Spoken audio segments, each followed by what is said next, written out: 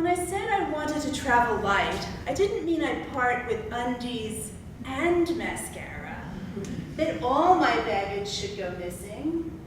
When the airline rang my hotel with "sorry," I started making excuses. I won't be able to attend the writers' conference after all, medical reasons, my heart, etc. When the Buddha realized he'd lost everything, that we were born to die, he stopped desiring. No, Grandma Anna would have said, was he Jewish? But the female bodhisattvas wrapped in silk swirled beneath headdresses that rivaled Yerushalayim.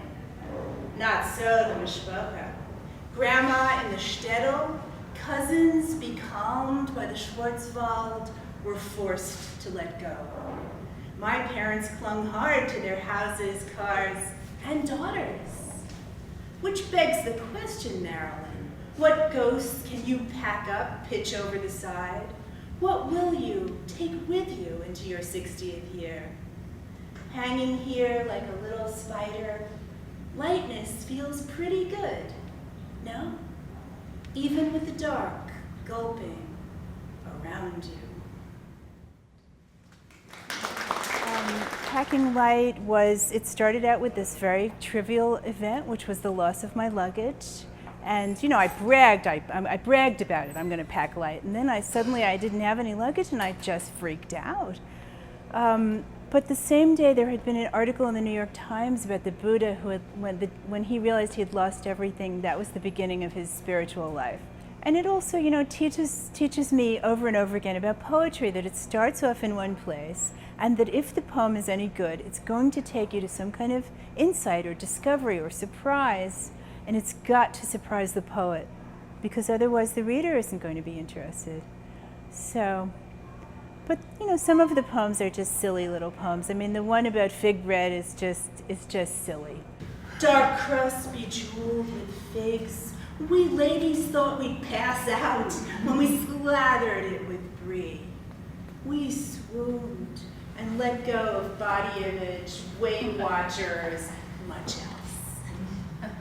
We swigged some Sancerre and chomped some more. Reader, don't bother me with your fat grams.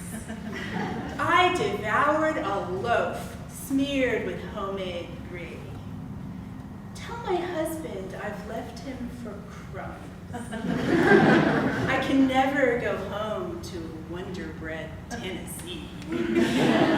The state of mind that I go into this with is that I'm going to write praise poems, and anything can be the subject of a praise poem, anything. In this case, it's the food, and the food is so good. I mean, French food is internationally known, and then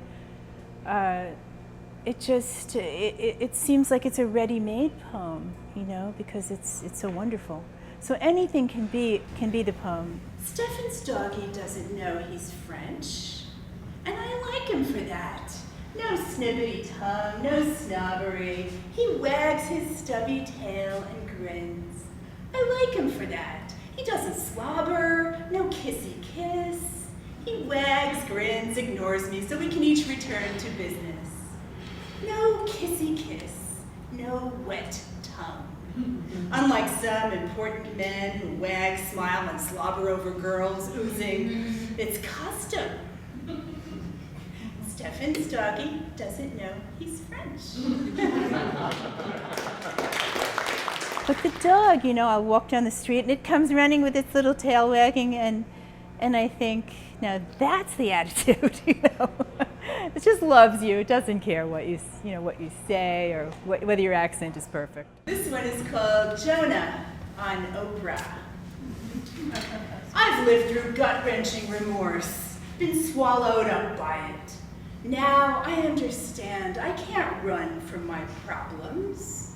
I bear witness. Whales blow worse blubber breath than my boss. All undigested krill. I pay attention, take my medication, do as told. I've boarded up the souvenir shop in Nineveh. No more Scrimshaw. Whales endangered. I'm not gloating. I water my spindly plants until I near drown them. Voices? Only on the tube. I prefer law and order, and though she's abrasive as the Negev, Judge Judy. I just love watching idiots scramble. Try to argue, try to flee. Shelley said, the imagination is the great moral good because it lets us go out of ourselves. And so you get to be larger than your own individual self, larger than your own small self. And you have a broad palette because you're not just writing the praise, the happy notes, the bright colors. You've got this other material, which is this side of humanity that is difficult to assimilate. We embraced there in the parking lot of the ordinary. How could I know your arms were arguing last things, your cheek in my hair? For a moment I pressed against you. Goodbyes can be vast. In a breath, we traded lives.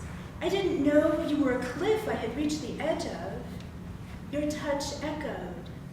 I simply followed it like song.